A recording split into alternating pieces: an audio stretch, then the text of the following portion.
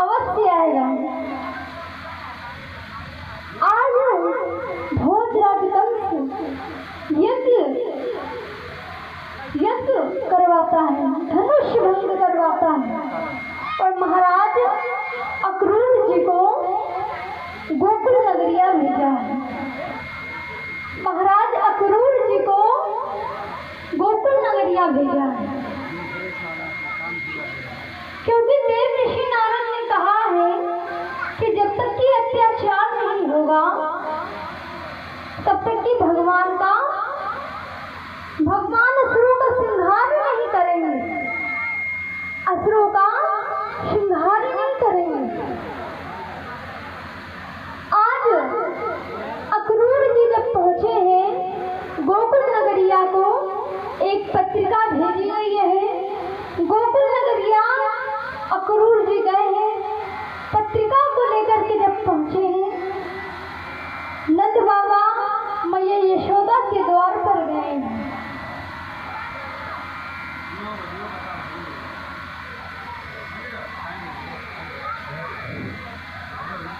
नंद बाबा और यशोदा के द्वार पर गए हैं।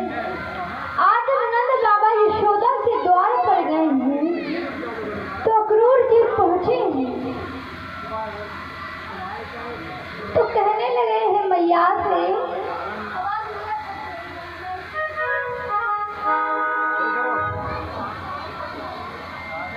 कहने लगे हैं कन्हैया से कि तुम्हारे मामा ने ये पत्रिका को भेजी है और कहा कि तुम्हें यज्ञ में बुलाया है। अब माता पिता ने जैसे ही सुना है कि मेरे बेटे को बुलाया है, अगर मेरा बेटा मथुरा पहुंच गया तो मुश्किल है वापस आना, मुश्किल है आना, कि मुझे नहीं लगता कि मेरा बेटा उस दुष्ट के हाथों से मेरा बेटा का वापस आ सकता है। मुझे नहीं मालूम है कि मेरा बेटा वापस आ जाएगा। अक्रूर जी ने कहा है कि अगर आपने अपने पुत्र को नहीं भेजा है तो लाखों दोषों के प्राण जा सकते हैं, क्योंकि कंस, भोजराज कंस इस समय बड़ा भयभीत है, बड़ा भयभीत है।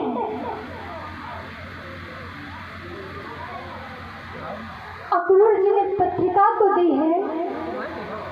मैया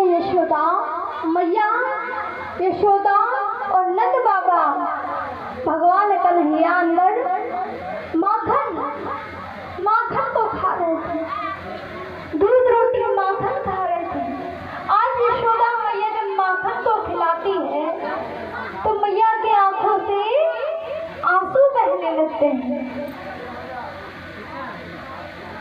मैया की आंखों से आंसू बहने लगते हैं।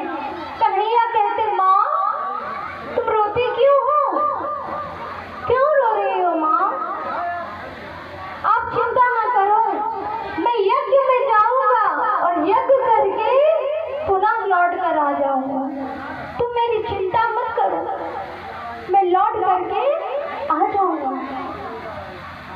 मैया कहती है, लाला पता नहीं तुम आओगे कि नहीं आओगे, मुझे नहीं पता ये मौका मिले कि ना मिले, माखन रोटी खिलाने को मिले लल्ला या ना मिले। पता नहीं तुम मथुरा नगरी में जाकर के मुझे माँ को भूल जाओ, पता नहीं। कन्हैया कहते हैं, माँ तुम चिंता मत करो, ऐसा नहीं होगा, मैं मामा का यज्ञ करके पुनः वापस आ जाऊंगा।